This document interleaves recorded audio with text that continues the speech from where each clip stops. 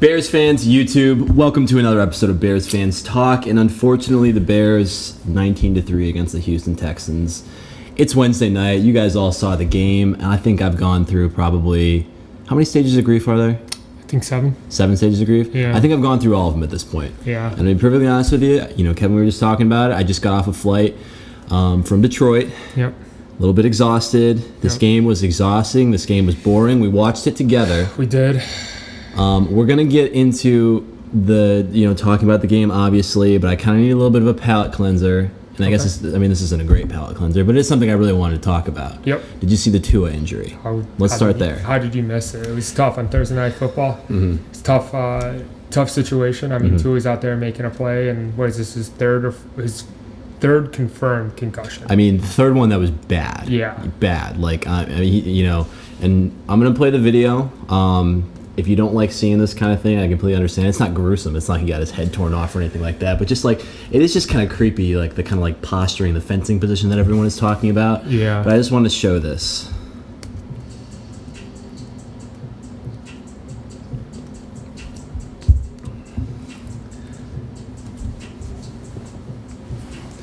Making a play.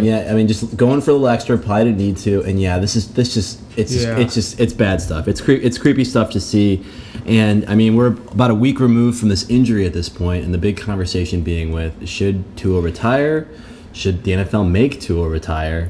And have you put any thought into this? I feel like I spent a lot of time thinking about this. I don't think the NFL should make a person retire. Mm-hmm. I guess not to bring in politics or anything like that, but government restriction isn't good. Like, the NFL shouldn't stand in and tell someone they shouldn't play the game. Like, you know what you're doing. You're a grown man. You're out here playing a game. Mm-hmm. Now, with that being said, on a personal level, if I'm Tua, walking away from the game for the best interest of your family.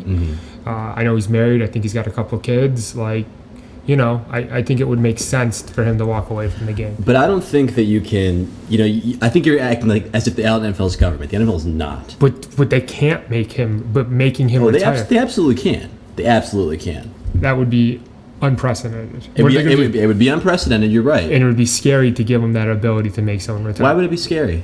Someone tell Nick Chubb that he can't come back and play football after he completely tore his knee, or tell Alex Smith he can't come back after he completely shattered his leg. I think we're dealing with an unprecedented situation, though, and I think the overwhelming, because you say from a personal perspective that you kind of want to see him retire, and why do you say? If I'm him, if I'm putting myself in Tua's shoes as a personal human being, I feel like I would retire. Okay, but I'll counter that. So there's a couple things to unpack here.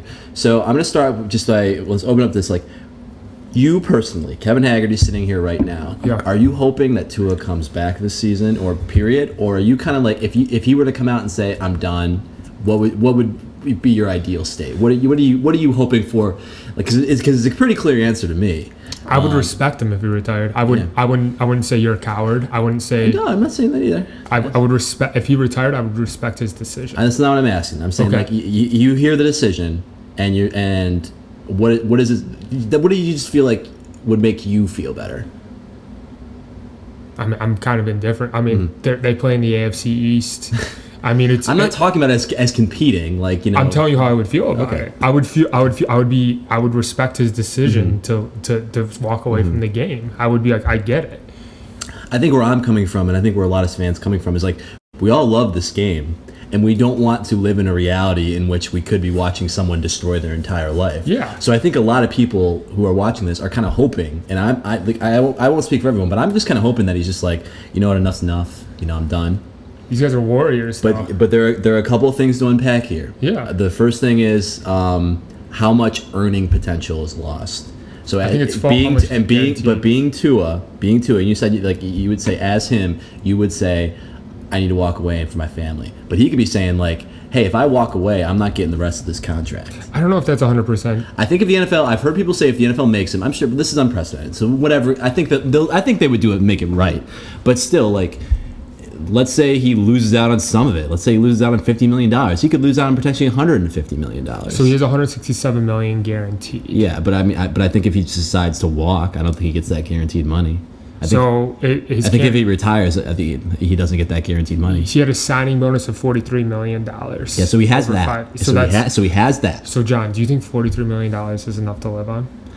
But 4 times that is enough for like a lot of people to live on, including the family and your families and your kids and your kids. Like, so if he walked away, I don't think financially, like, it wouldn't be. He'd still be okay at $43 million. I don't know, man. Like, you make plans like to make so much money. It's a lot of money. You can't. I mean, it's easy to say like, oh, well, $50 million is a lot of money. Trust me. I think that I would probably walk away. Yeah. But I think it's a big conversation to have to go out and say, well, I guess I don't really need this other $150 million for like this unknown likelihood of what's going to happen. It's football's biggest enemy is the CT and is the concussion. It's the biggest knock on it. And like even at the youth levels, they're playing more flag football. They're delaying hitting. They're wearing the guardian caps. All this different stuff now to help prevent it. And like this isn't a good look for the NFL. Exactly. Like, the hands thing, like it's just not good. Which is why I think the best case scenario is for the NFL to come in and be like, Tua, we got you for this contract, but you're done. That's so unprecedented.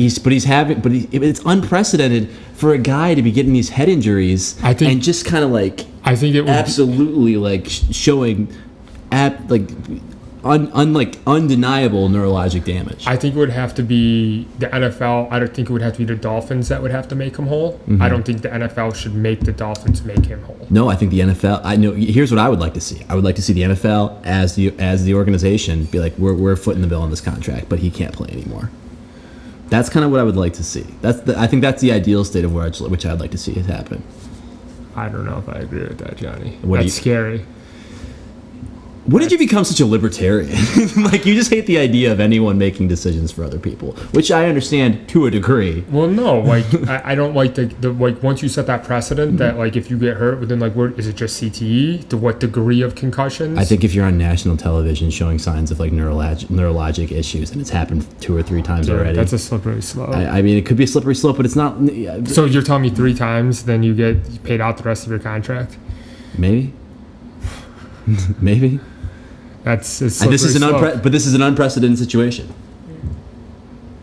If the NFL deems it like, hey, like you are too hurt to play, because at a certain point, like the player might not want to do it. Like I need to be making this money. I'm not going to be making money doing anything else like this. Last thing I'm going to say. So this one was looked bad, right? So what happens if you just have 3? Right. So that precedent happens. Blah blah. What if you just have 3 documented concussions?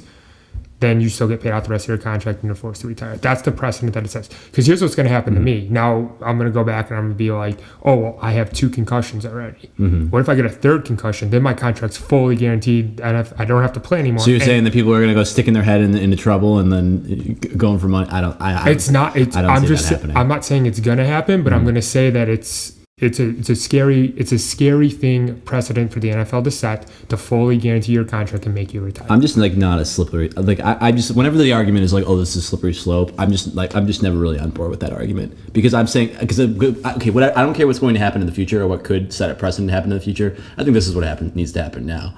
And if Tua Tagovailoa is playing later this season, I'm just going to kind of be watching and just cringing a little bit. What's your money? Does he come back? I think he will come back. I don't think the NFL will do what I want them to do. I don't think that he will walk away from the $150 million that he's still owed in his contract. He comes back. I bet you he comes back. I think so too. I think so too, and I don't like it. I also think the Dolphins are they have a good team. Mike McDaniel's with Tyreek Hill and Jalen Waddle and A-Chain, they can make a run at this. And I think Tua wants to be a part of that. I bet you he comes back. I don't know about this year or not.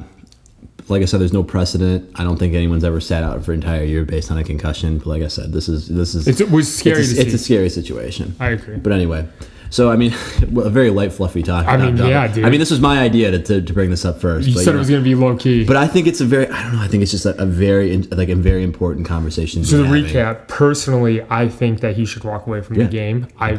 My money, I don't think that will happen, and I don't think the NFL should do anything. They should just let them play. And I agree personally that he should walk away too. But I think that it should be a little bit out of his hands to make that decision. I bet you because I think he's just too close to the situation to be able to make the right decision both for himself and for the NFL. The NFL just in general is kind of hands off on that stuff. I know. And I'm sure it's a player association thing. I'm sure the player association doesn't want the NFL to have the power to be like, hey, you're that's what I'm saying. Like, I know you're saying that, but I think they should. You give Goodell, though, an inch, he takes a mile.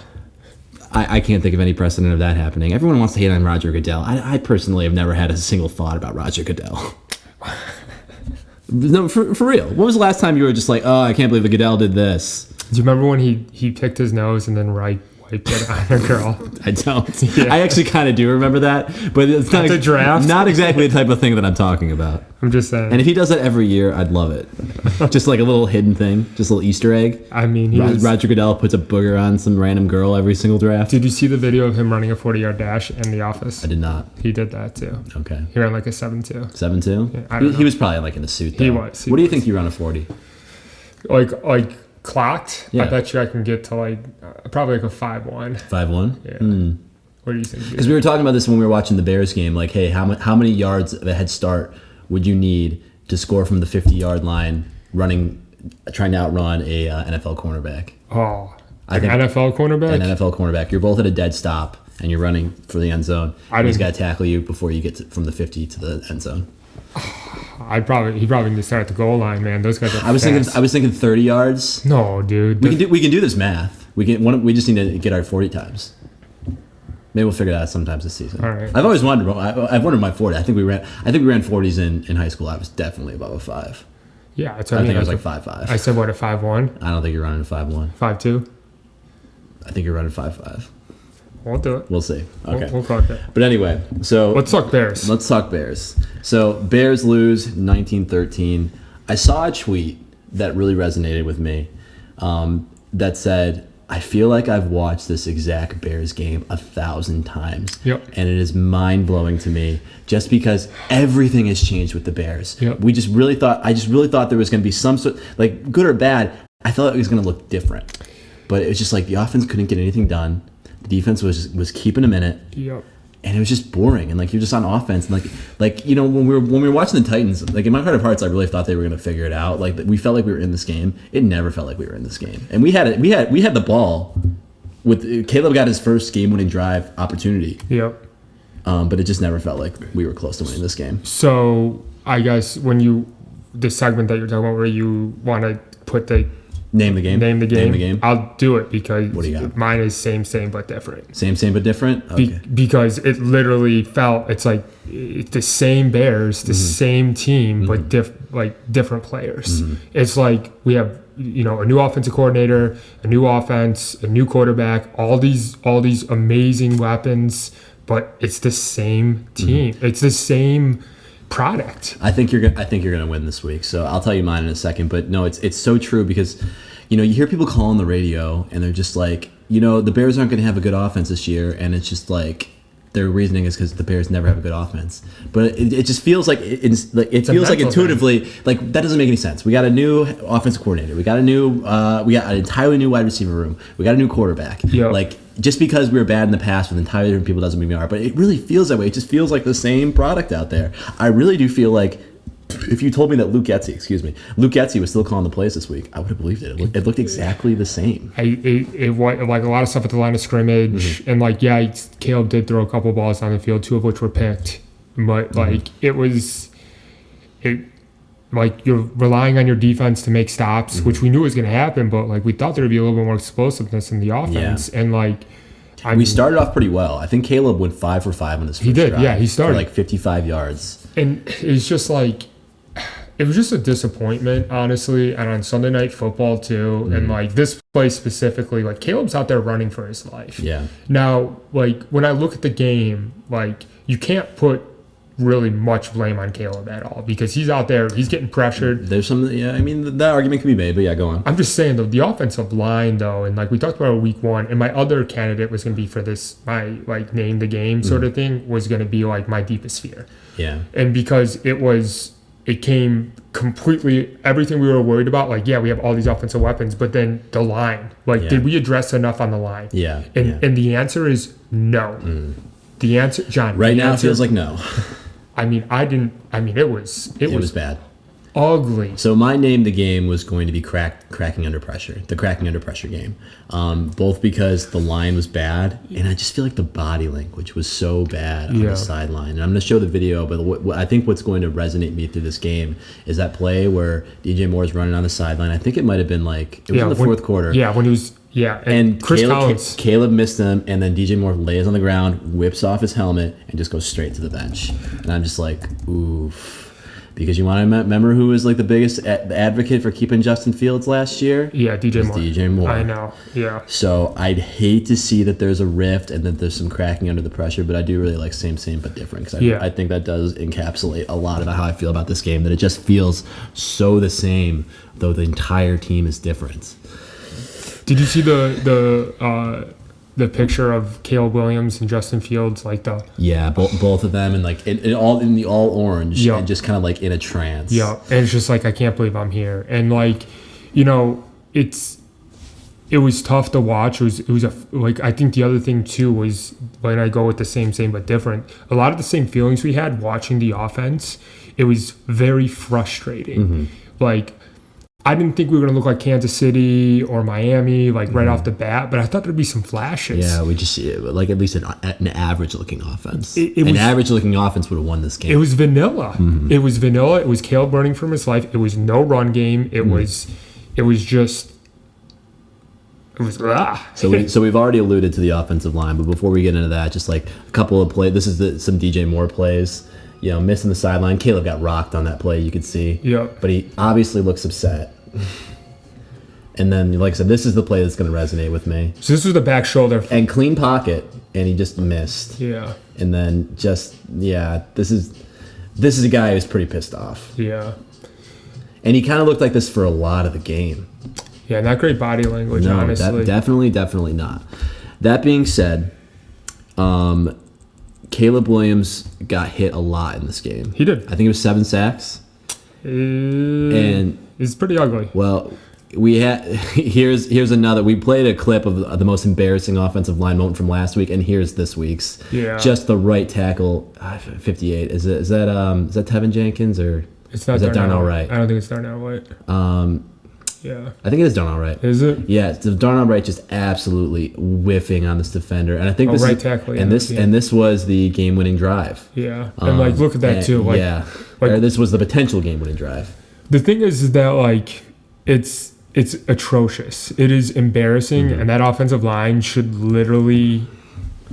I don't know what they're doing and what that room's like, but the mood of that room right now has to be we are not this bad, and like this is an embarrassment. Yeah. And like watching that film, when they get back and they watch that, like we got to do Caleb better. Yeah. We got to at least give the dude a fucking opportunity. So that play, Darnell Wright just got beat, but where it seemed like they were getting beat, they were bringing a lot of pressure. Yeah. And they were doing stunts, and the offensive line. The stunts were ridiculous. Just did not seem to figure it out. It was like it was freshman football bullshit. Yeah, it was nothing, but it wasn't. There was nothing unbelievable about the stunts. There was a very vanilla, just wrapping around. And then literally oh, there's someone walk right by me. Like, are you not communicating? Are you not watching? Are you not playing? Are you not having any line calls? Like. You got to communicate. There's nothing, man. It was brutal. So I think all that we can really hope for, and I think we talked about it last week, is I don't think the Bears are going to go out and get some free agent linemen that's going to fix this. You just got to hope that these guys gel and learn to communicate, and it gets better. Because I think about offensive lines, and I think the biggest thing that they always make, you can plug and play somebody on the defensive line. You can add a defensive end, like we did for Montez Sweat last year.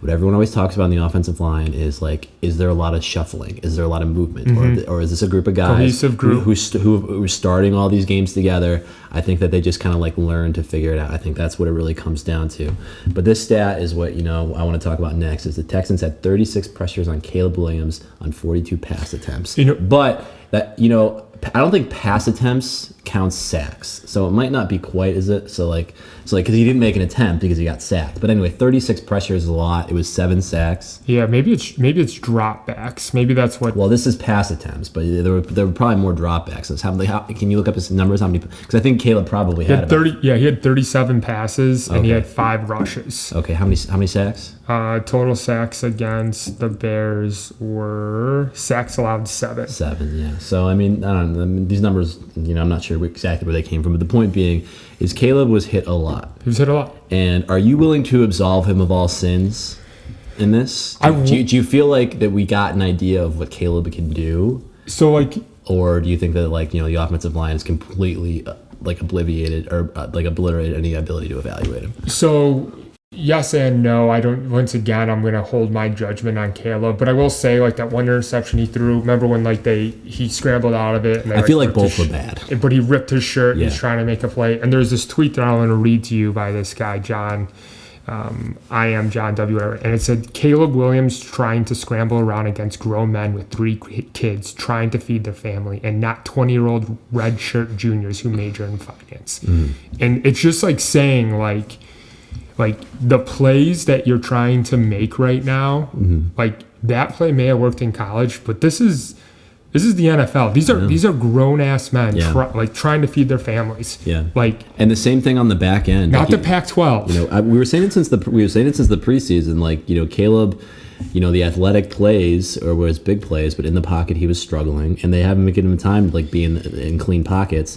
But also, those off-platform, out-of-pocket throws. They were hitting in the preseason, and they're not against redshirt practice squad guys. Yeah, and I'm not necessarily, but yeah, I understand what you're saying. It's just I don't. And to answer your question, you cannot evaluate Caleb, and I'm just afraid I don't want to ruin another quarterback. And I say that not to put it out there in the universe, but we look at we're going to talk about Bryce Young here shortly, but what happened to Bryce Young is he is ruined. He is destroyed. And, that was a number 1 overall pick. Now, do I think it's going to happen to Caleb? No. But, if he has another game like this where they can't protect him and he can't do anything, it's going to hurt him and his confidence in who he is as a human being. And, you can have all the preparation in the world, all the skill set, all the talents, but, that line isn't going to block for you. Sorry, man. Yeah. So I'm leading this question. I think your answer is kind of the way I feel about it too, because I think on social media, where I've been getting exhausted this week, is there have been so many people who have just been this is the aha, Caleb Williams is not that guy. And then there's the people screaming about the offensive line. I think that as Bear fans who watch it, we're trying to have a more level-headed, realistic take. It's just we still don't know. If there was a part of me walking home, because I'm walking home from my brothers in that game, I'm tossing the football to myself, and I'm just oh no, what if this is just another, what if he's a bust? But I've come to God and I've figured out to myself hey, we still don't know. The jury is still out. Yeah. Because it's 36 pressures on a rookie quarterback who got sacked 7 times. I don't think you can put anything on him. Even when he's got clean pocket, if he's missing, if he's got in the back of the mind that he's going to get hit, and he has 7 times in the game, I think, there needs to be some more evaluating. I still think that we need to be patient. At the end of the day, we're 1-1. Yeah. And you know what, the other, I think, not the other problem, but Jaden Daniels had a pretty good game last week. And I know. It is a problem. Yeah. It's to see a different choice at quarterback do what. Exactly, right. And so I feel that's the other part that's kind of struggling about it, and I don't want to make the comp just yet, but the whole CJ Stroud versus Bryce Young, Caleb Williams versus Jaden Daniels sort of thing, and Caleb was the clear number 1 last year. 2 years ago was clearly Bryce Young, and you hate to see it. Yeah. But I don't think it's too early yet. But overall, though, what I would say, it was a tough game. Yeah. So you said you really wanted to talk about this moment right here. Okay. Where CJ Stroud really gets on his high horse, and you're going to be a hell of a player. I think Caleb just trying to get out of there, and he said, come back here, you can't be taking those hits, man. And I think Caleb, kind of gave somewhat of a gracious answer, but this face right here makes it sound I think I would feel the same way. I'm hey, CJ, you're in your 2nd year. We're the same age. You've won 1 playoff game, not a Super Bowl. Don't little bro me like this. I was literally in front of all of these cameras. Okay, so I want to say, do you know how old Caleb Williams is? 20. He's 23, 22. He's 22. 22. Okay. His birthday is November 18th. Do you know how old CJ Stroud is? I mean, that's 22. He is 22 as well. Okay. Yeah. He was born October 3rd. Yeah. So he is effectively a month and a half older than so Caleb Williams. CJ Stroud, you are not Bro. Aaron Rodgers. That's what I'm saying. You are not Tom Brady. You're not even Derek fucking Carr. Not even a journeyman in this league. Yes. You had 1 year, Yeah. 1 season, dude. man. I'm Caleb Williams too. I'm kind of like, dude, You go pound sand. you dap it up. You say good game. And to be fair, it's not like CJ Stroud dropped, 400 yards and scored 16 points. Yeah. Like, that's what I'm saying. Like, Fairbairn was the MVP of that game. Oh, yeah. Dude, We didn't even talk about that. talk about, like, Can we just talk about how different this game was if this guy didn't hit 3 50-yard field goals? he looked like prime Justin Tucker out there, Yeah. dude. I couldn't Was it 3 believe 50-yard field goals? It was insane. Can you look that up for me? It was Cairo absolutely Santos insane. hit 2. Yeah, but And no. Dude. I've heard a lot of people talking about, like, I think the NFL kickers from 50 this year are something crazy, like 35 of 39 or something like that. Insane Yes. by him, man. He was like he just looks like, I don't know. I can't see how many. So good for Cairo Santos. Cairo Santos, like, unsung, like, a really solid. But this Fairbairn guy, he hit at least 2, including like a 57-yarder. So 4 for 4, and his long was 59 yards. Like, Was it 3 50-yard field goals? I think it was. doesn't say. I'd have to. Yeah, so I'd have to go into it. But they were all plus 40. Yeah. Nobody missed any. It was insane. So, but also in a dome or whatever. Yeah. Very interesting. But like, yeah, I don't. What do you feel about the jerseys? What did you think? I've never been a big fan of the all orange and the all orange helmet. I think for an alternate jersey, I think that they could do something cooler. Yeah. Have you seen like the logo redesign? That chick that does the logo redesigns, like Not that. the joke ones. The chick who did, like, you ever see the chick who did like the Detroit Lions, and it's like lines. No, you ever see that?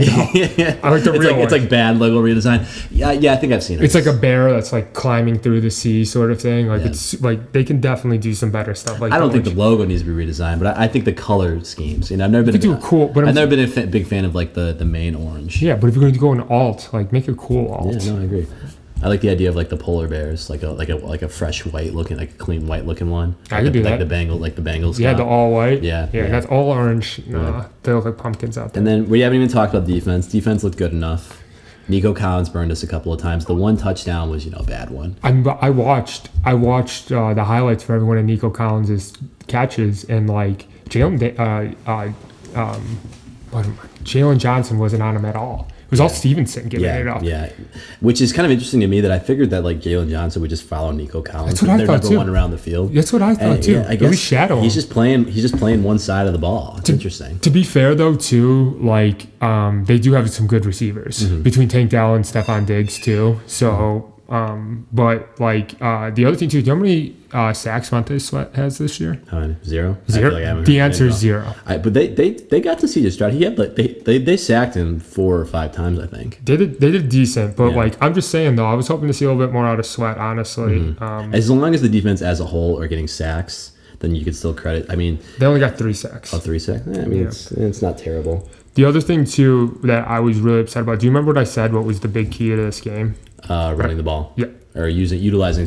I wanted them to run it heavy. You just wanted the ball to get in Swift's hands. So Swift had how many opportunities? Abysmal. 18 opportunities. You know what he turned his 18 opportunities into? We kind of mentioned this, during the game. But what did it end up being? 42 total yards. 42 total yards. 14 carries for 18 yards rushing. Yeah. So that's an average of 1.3 yards per carry. I think Khalil Herbert needs to get some reps. I mean, and I think they need to be running. I don't even think it's Herbert's fault. I know the interior offensive line, at least in the passing, is what's looked bad. But I don't think. Here's what I think is happening. I think that the ends are flaring on all of these plays to keep the pocket contained. And if it is a pass, Caleb can't get out. Yeah, and I think that is a problem because we keep on trying to run outside the ball. Yeah, they had a lot of outside runs. Yeah, and they weren't working. I think there were a couple like just the straight dive stuff. I think was working a little bit, and I'm not an offensive coordinator, but that's kind of what I was observing, and that's what I'm going to look for this week. Yeah, is if we're going to go in between the tackles or outside, because I think that the ends are flaring out. And they're either going to contain the pocket or they're going to get these outside runs. So going back to offensive line, the other thing that I noticed, it wasn't like they were bringing like 8 or 7. They were bringing max 5 and getting insane pressure. I don't understand why we're not having like a tight end stay in the block or Roshan Johnson staying in the block. Like, what the hell are you doing? Like, give Caleb some help back there. Yeah. Like, I just didn't get it. They got a game plan around. They got to figure something out here. The other thing I want to see more of is pre-snap motion. I'm telling you, there is a correlation to pre-snap motion and successful offenses, right? KC does it. Dolphins were big on it last year. Dolphins do it, and the New Orleans Saints, who have scored in every single one of possession, all 14 possessions that they have this year. Really? Yes. That's crazy. They do in all the most pre-snap motion in the league. So it's just like move some people around, confuse the defense, make them shift, tip their hand, at least give them something else to think about. Yeah, no, that's a good point. Seems pretty easy to put someone in motion. And you sent this to me. Yeah. These three teams on the bottom have more punter yards than offense. Was that what punter has more yards than the offense? So what do we notice about these three? Well, you kind of spoiled this to me, but worst team in the league. Yeah. Worst team in the league, probably second worst team in the league. Yeah. And I don't think the Bears are the third worst team in the league, but like it's not a good stat to have. Is this not maybe just a reflection on how great Tory Taylor is? I mean, yeah, at first half MVP, we joked about it. I saw my first Instagram reel, and I think more will be coming if the offense doesn't figure it out. That someone just being like, "This is why you don't waste a 4th-round pick on a punter. We needed a more offensive lineman. We need this, blah blah." And I'm just like, no, Tory Taylor is the man. I love seeing him punt the ball, and we've absolutely needed it. One bright spot that I do want to say that I did like DeAndre Carter. I feel like he didn't wow me this game. But when he did catch the ball, though, I thought I like DeAndre Carter. I think he's a good receiver. I think he's a good. He had a couple of receptions. That's what I'm saying, though. But I think he definitely had more targets than Romadunze. I was like, is that Mooney out there? When I saw 11, but I think keep him back there for kick and punt returns. Yeah, he was fourth receiver. Like he seems like a quality player. Yeah, he caught the ball when it was thrown to him. He got a couple of yards. I agree. And also Keenan Allen sitting out one game. Let's count how many he misses this year. Is he the Wednesday injury report? What do they have? He was spotted at practice. I thought Romadunze was going to be out. I was shocked with his MCL. Yeah, we were watching. I thought Keenan Allen was way more likely to play than Romadunze. Keenan Allen's not going to play a lot of games this year. So all right. So that's anything else we want to say about the Bears game? It was this triangle is not in use. We polished it before the. It's nice and shiny for week 3. So another big story from this week: Bryce Young benched, and it's nuts. Yeah. That's not that they had the gall to do that. So I heard a good take on it. Is their head coach new, or was he? Yeah. Or was he? So he's new this year, right? Yes. So like no ties to Bryce Young. Like yes. But so here's drafting of Bryce Young. Yeah, so this isn't my take. This is someone else's take that I heard, and I liked it a lot, and I agreed with it. Like the coaching staff in Carolina, like you don't get many opportunities to be a head coach in the league. Think about Matt Nagy, great example. Yeah, right. Goes right back to being special offensive, whatever the hell he is now. I don't know. Right. So you get very minimal opportunities to be a head coach. Okay, if I'm the head coach of this team, and I don't think Bryce Young is my best opportunity to win a game, I'm going to try and keep my job as long as I can keep it. And if that's benching the number 1 overall pick, who I don't have ties to, or whatever, and my ownership's not telling me what to do, no one's going to the Carolina games as is. Fire up Andy Dalton, baby. Yeah. Andy Dalton, we know him. He started for the Bears for a few games. 2 games. He's not amazing. But he'll get the job done. I mean, we had joked. I think we had said last year that like after we watched Bryce play a little bit and he played the Bears, I'm like, okay, yeah, this guy is not it.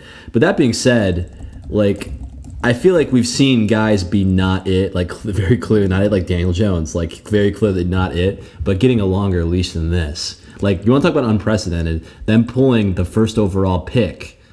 But I sent this specific meme to you just because which team should trade for Bryce Young? And not because I care or think that this is going to happen, because it's not. No one's going to trade for Bryce Young.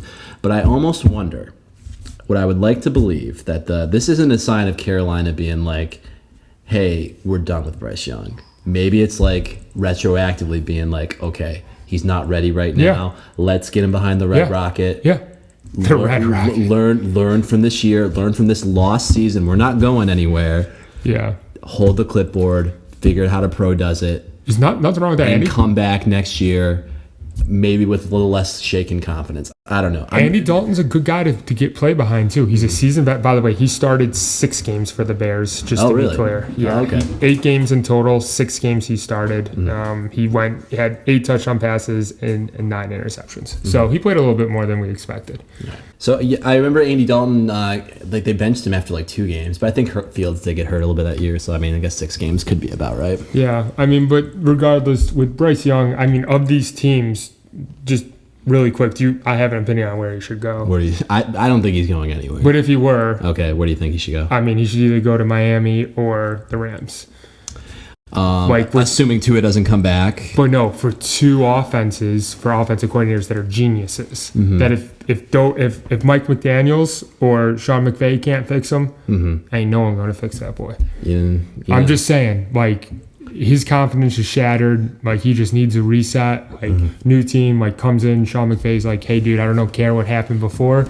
You're an LA Ram now. You're coming into our system, and it's going to work. I just don't know enough about Bryce Young. Like, we just, like, watch this guy walk in. He looks all of, like, 5'7" out there. He's short. Skinny guy. And I just don't know what his skill set is that made him the number one pick to begin with. Do you remember what the preseason was last year? What it said when he was dropping back? I mean, it looked like he was a guy playing like all-time quarterback, like in his backyard. Yeah, like, he just like he was like no pads, so he just had it made him look smaller. The fact that he was wearing the big helmet and the no pads on. Yeah, it's just like, I don't know, man. Doesn't pass the eye test. He doesn't. But that being said, like it does kind of like internally hurt me. Be like, wow, they really did this guy dirty, and just they're pulling the cord on him so quickly. And the fact that they gave up for him too, like yes, and they're still dealing with the Bears. Still have the second round pick for Carolina next year, which could be valuable if they continue to be as bad. Could you imagine if 33rd pick? Could you imagine if they were like the worst team again this year? And they get the 33rd pick. Yeah. That would be basically a first round pick. Yeah. Be pretty awesome. Yeah, I'm very excited. It would be awesome.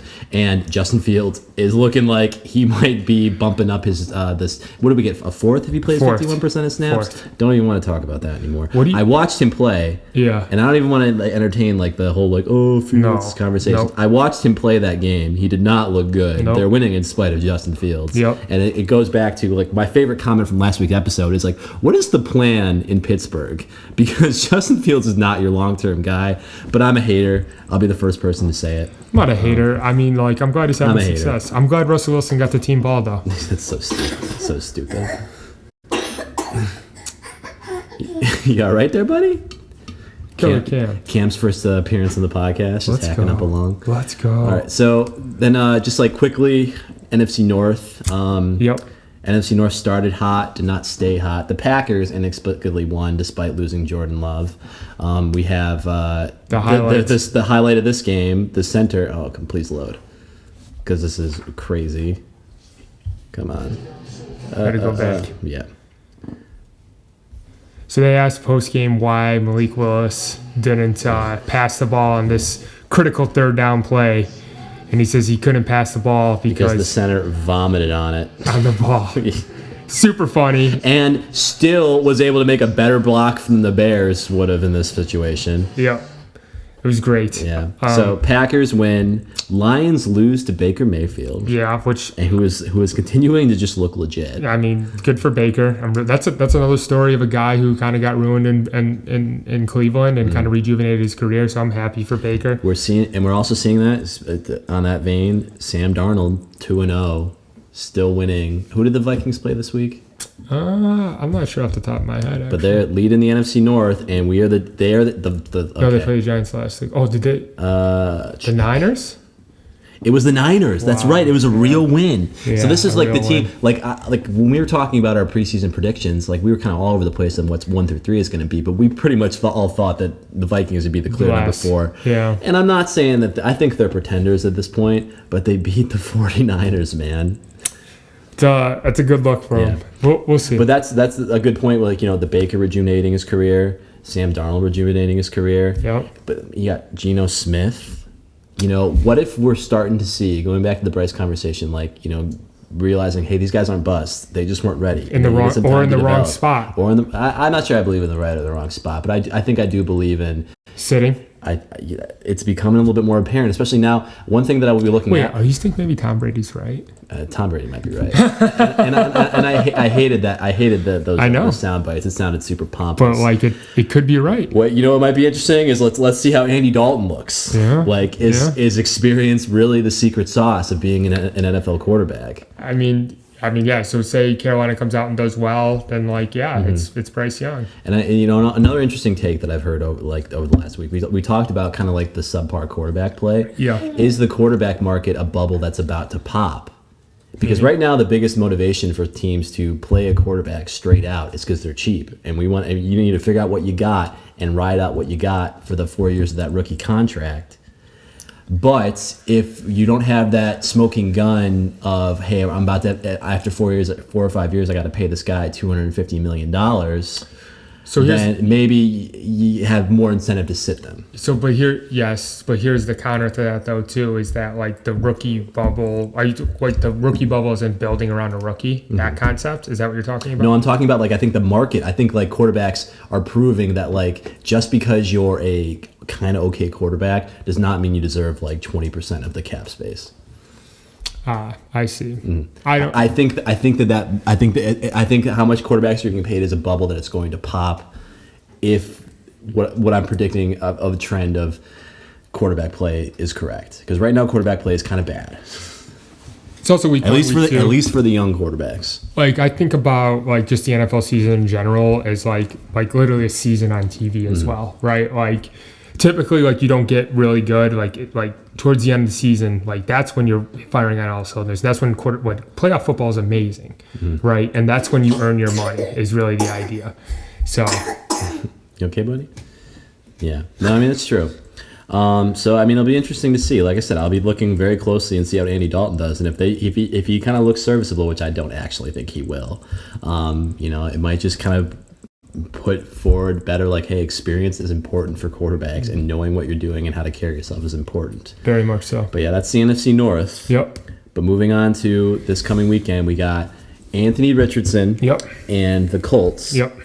I'm going to start before we talk about this game. The Bears' next three opponents. So it is the Colts. Yep. It is the Rams, and then I want to say it's the Jaguars. They go to London. I think that's week 6. Do you know what those three teams have in common? I want to look up and make sure I'm correct first. I think there's one more before the Jags. Bears schedule. They play. It might not be the Jags. The Panthers. Yes.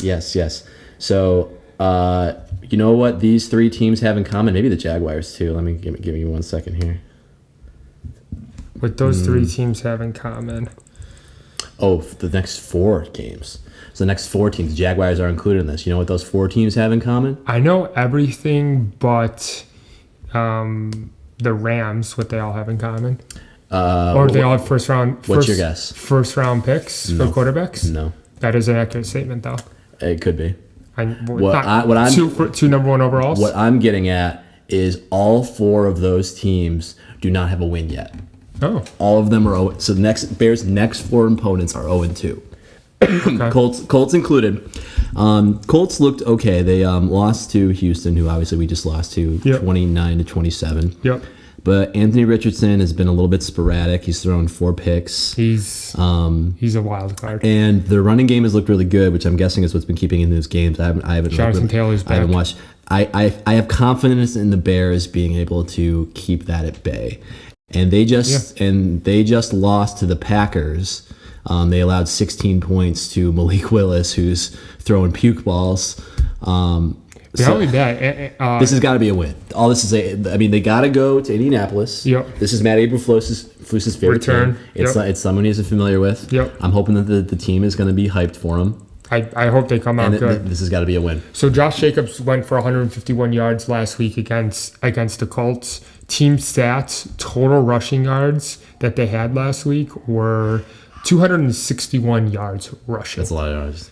That's not passing yards, Sean. That's rushing yards. Yeah. If Swift doesn't get going, I don't care if it's Swift, Herbert, or Johnson. Or even Vallis wants to get involved in this bad boy. Like, I want to see them running the ball. Like, I don't care. Just run the ball. I think take some pressure off Caleb. That's what's got to happen because, they're going to want to blitz and they're going to want to stunt, which is what they've seen has worked. But if you are running the ball effectively down their throat, you can't do those things. You can't be stunting and running it all around while people are just coming straight at you. So I think that's got to be the game plan. Yep. I want to see the first quarter. I don't care if we score any points, but we need to be like, hey, we're committed to the run. Committed. And, maybe that'll be frustrating. I mean, some people, I want to see first down, second down, run, and I don't care if there's a couple of 3 and outs to start. Yeah. I think we got to make a presence known in the trenches. Yeah, and don't abandon the run game though too early, and like maybe some inside runs, not all this end around stuff, not all these stretch plays. Like, I mean, it's this game. So they're 1.5 point dogs, 2 dogs. I've seen 1 and 1.5. So like basically a pick'em game when you get down to it, and like. I mean, my money's on the Bears. I'll take the Bears. I think I'll take the Bears in this one too. It's what a noon? It's crazy how we just watched that miserable game, but I think Houston is a good team. I mean, they're not bad. No. I mean, I just don't understand. Like they can't go 1-2. No. Like this is the vanilla part of their schedule. Yeah, we got to win money making time. Yes. Before they get to division, and I'm glad that the schedule is what the schedule was for the Bears. Because if this was divisional games that we're playing right now, this is not the time we want to be seeing the division. Dude, can you imagine if we played the Packers next week? No. Even if it is Malik Willis, even if it is. I mean, you know what? Honestly. I think I would take playing Malik Willis. No, I don't want to see any divisional opponents because I want to get Caleb Wright before we get in any divisional games. But I like the Bears' chances this week. My money's on the Bears money line, and like I would take the Bears money line too. And the Flus is going back to Indy. Like let's get him a dub. Let's have some fun. Let's get Caleb Wright, get his first touchdown pass. Yeah. Like, it'd be great to see. 2 drop touchdown passes. I know. Week 1, Keenan Allen. Week 2, Roma Dunze. That hit his hands. Hit both hands. So, I mean, it is what it is. And at the end of the day, we'll go back to Texans game real quick. The Bears covered the spread. They did. So they often don't. I'm trying. But it was a big spread. 6.5. Yeah. They covered the 6. So, like, I mean, whatever. So, in Vegas, they won. So, but not saying like that matters, but like... They're covering the spread. So they're 2 for 2 for covering the spread. Yeah. So I'd like to see the Bears. Love to see a dub. Is it a noon game this week? It is. This is the Commander's schedule. I believe it's noon. I can't imagine that they wouldn't. Yeah, it's noon because they're both Midwest teams. So we'll see, man. I'm looking forward to it. I want to see a Bears dub. I want to ring this triangle. Yeah. And I want to enjoy it. Yeah, it's first week we've not been able to ring the triangle. All right. So guys, thanks for watching. Don't forget to like, comment, and subscribe. A lot of great activity on a lot of great comments in the last video. We got an Instagram now too. We do have an Instagram.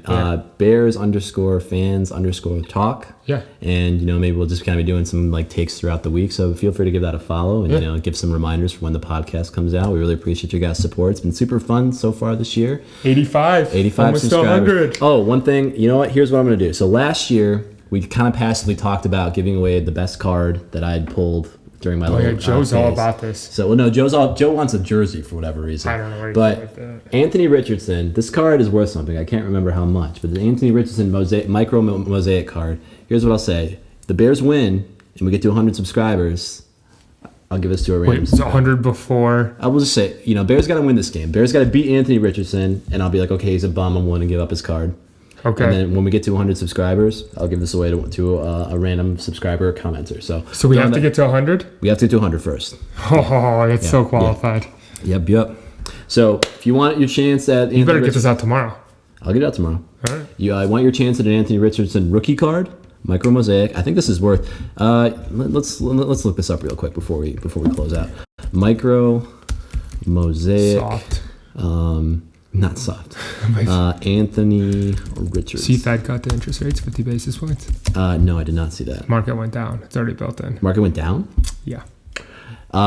So I mean, obviously a lot of these are rated, but $600 for this card. It's pretty good. Yeah. So I mean, I haven't rated mine, so don't really know, but a couple $100. Maybe I don't want to give this away. Should I cut this out of the video? Nah, you're not getting to 100. Fuck. We're not getting to 100. All right. I'm throwing it out there. If the Bears win, Bears got to win. Bears got to beat this bomb. And we get to 100 subscribers, I'll give away the card. Bear down, baby. Bear down. All right. Guys, thanks for watching. Peace. Oh, sorry, cease.